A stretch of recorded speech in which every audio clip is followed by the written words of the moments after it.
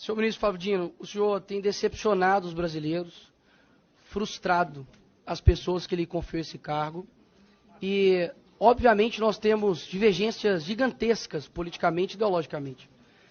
Mas eu não torço pelo teu fracasso. Afinal de contas, o teu fracasso significa, ou deveria significar, o sucesso do crime organizado, o sucesso da milícia, o sucesso do roubo, do furto, do assassinato.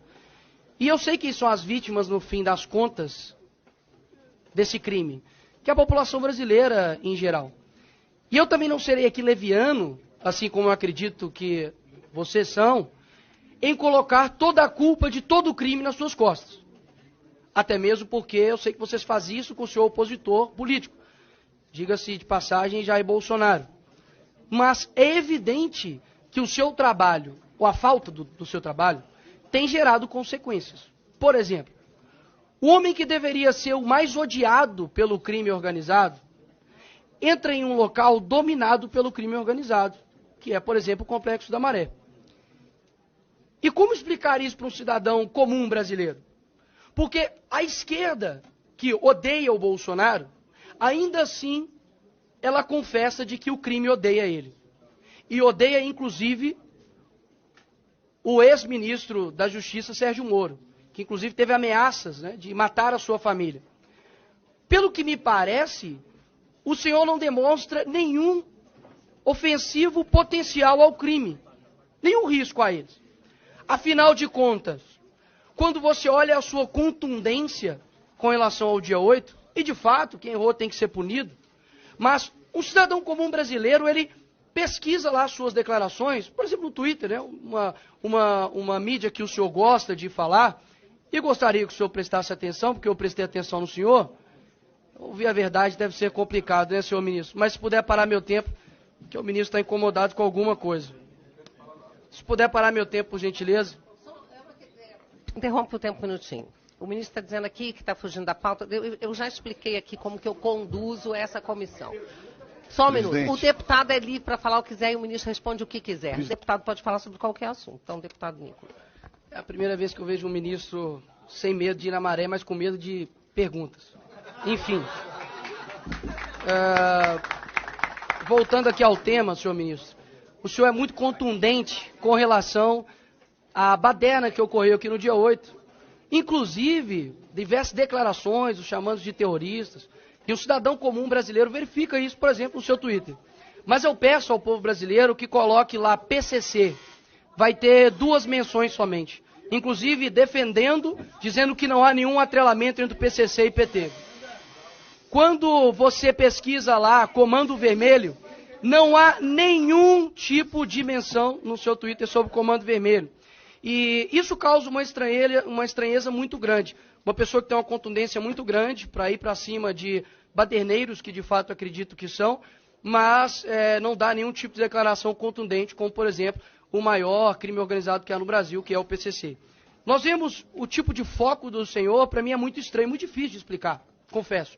Quando, por exemplo, nós temos aviões sendo atirados pelo crime organizado no Rio de Janeiro, você tem 35 ônibus pegando fogo, e a tua prioridade é processar o influenciador porque ele ofendeu, lhe chamando de gordola. Quando nós olhamos tudo isso, é muito difícil de explicar. É muito difícil de explicar. Então, eu acredito que tudo que está acontecendo longe do Brasil, com relação à segurança pública, é complicado dizer que o senhor tem feito um bom trabalho. Porque de duas uma. Ou o senhor não tem culpa de nada, afinal de contas, ninguém que exerceria o teu papel daria conta de cuidar da segurança pública e o senhor não tem culpa nenhuma.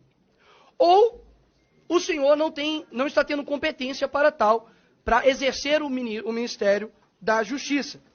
E ainda dá um péssimo exemplo, dizendo que não viria até a Comissão de Segurança Pública, porque há pessoas aqui armadas e por conta de divergências políticas, o senhor estaria com a sua integridade física atingida. Isso fere não somente aqui o parlamento, mas além de tudo de ser uma mentira. Porque os deputados não vêm aqui trabalhar armados, senhor ministro. E o senhor sabe disso, ou ao menos deveria saber, como o senhor gosta de insinuar para as pessoas. Agora, quando nós olhamos para para os outros demais acontecimentos, a tua eloquência, o teu discurso, a tua fala, né, o teu deboche, o teu desrespeito, vem perdendo a graça. Inclusive até a própria velha mídia tem te descrito o senhor como animador, né, de auditório. Porque o teu discurso, ele não sobrepõe a realidade das pessoas, horas. A realidade que vê um ministro focando em fiscalizar a oração de pastor, mas não vê um ministro atuante no que se diz respeito aos crimes que estão acontecendo no dia a dia. Ou seja, eu não estou aqui para poder torcer pelo teu fracasso, ministro Flávio Dino. Eu estou aqui para poder deixar bem claro que as suas declarações, e por mais que faça uma ginástica mental absurda, de que vocês precisam interpretar, é sempre nós, né? É como se o ministro fosse um iluminado. Ele sempre sabe de tudo e nós, meros seres abaixo de humano, precisamos interpretar o que o ministro diz. Afinal de contas, só ele entende o que ele diz. Até mesmo porque quando ele diz que a Polícia Federal está a serviço da sua causa Lula e do Brasil, aí o senhor diz que é uma mera dificuldade de interpretação nossa. Eu digo o contrário. As suas ações demonstram que o senhor tem feito com a Polícia Federal o que vocês acusavam de Jair Bolsonaro fazer na Polícia Federal. E agora nós temos uma brusca absurda de apreensão de cocaína e maconha, por exemplo. Redução de 28,6% de apreensão de maconha, comparados ao mesmo tempo do ano anterior, e 31,4% de redução de apreensão de cocaína. Ou seja, não está tendo coerência nas suas falas e nas suas ações. Isso, inclusive, eu acredito que tem atrapalhado o seu próprio chefe, Lula. Porque hoje isso é uma pesquisa que a aprovação tem caído no governo. Eu não sei quem te assessora ou se é da sua cabeça, mas essas declarações não têm ajudado o teu próprio governo, porque eu tenho certeza que a pauta número 1 no Brasil é a segurança pública. Ou seja, quando a pessoa vai trabalhar e vê um ônibus queimado, e vê lá, coloca no Google, Dino processa, e vê que não tem nenhum tipo de atuação contra, de fato, crime organizado, mas somente o trabalho padrão já da Polícia Federal, que tem feito, a pessoa sente-se frustrada.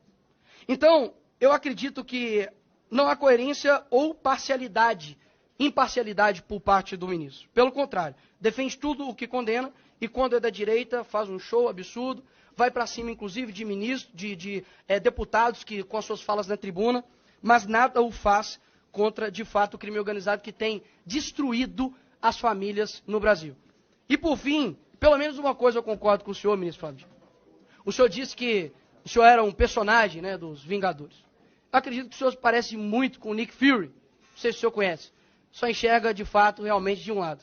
Boa sorte para o senhor tentar explicar o inexplicável. Obrigado, presidente. O senhor me chamou de leviano, o senhor me chamou de mentiroso, o senhor me chamou de outros termos, diz que eu sou aliado de facção. Não, ele não disse coisas isso. desse tipo. Eu estou apenas... Você está mal interpretando a frase dele. Presidenta, ele disse que eu e o governo Lula era composto por levianos. A senhora pode consultar as notas taquigráficas. Se houver mais uma injúria que viole o decoro parlamentar, eu vou, obviamente, zelar pelo regimento da casa, que é meu dever como cidadão brasileiro. Ministro, o senhor pode deixar que eu, como presidente, estou zelando. Não... Eu ingressei 15 metros no Complexo da Maré. Pois não, obrigado. Com segurança. E eu não sei por que insistem em mentir sobre isso. Porque não gostam de pobre, apenas por isso. Um minuto de réplica, deputado Nicolas. Eu era convencido de que o ministro Flávio Dino era uma pessoa extremamente capacitada e colocariam todos no chinelo, mas isso, de fato, não tem se mostrado. Pelo contrário, o teu argumento é dizer que eu não gosto de pobre. Eu nasci na cabana do pai Tomás. Nasci numa favela em Belo Horizonte. Agora, nós já temos a solução. É só colocar o Flávio Dino agora em toda a incursão da Polícia Militar. Porque, afinal de contas, entrei 15 metros. Os 15 metros que o senhor adentrou ali, senhor ministro, é impossível a Polícia Militar do Rio de Janeiro, o BOP, entrar ali sem um aparato pesado policial. E não seriam recebidos simplesmente com o senhor descendo assim do carro, ajeitando o paletó. Não. Seriam recebidos a tiros. Com as polícias brasileiras, com a PF, com a PRF, com as polícias estaduais, eu entro em qualquer lugar do Brasil. Porque